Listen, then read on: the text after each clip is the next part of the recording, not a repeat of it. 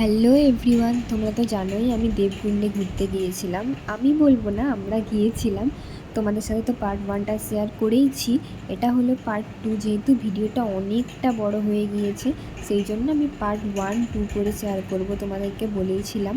যেতে যেতে এত সুন্দর দৃশ্য পড়ছিল, মানে প্রকৃতিটা এত সুন্দর লাগছিল।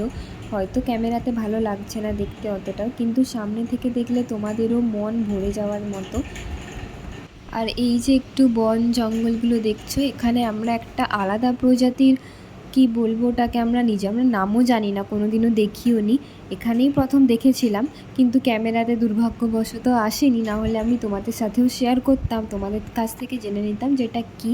তো যাই হোক, যখন আসেনি তখন আর বলে কী লাভ। আর এই যে এখানটার আর একটু গিয়েই আমাদের গাড়িটা থেমে যাবে, আর তারপরেই আমাদের হাঁটা পথ, অনেকটা হাঁটা পথ। এই ভিডিওটাও অনেকটা বড় হয়ে গিয়েছে।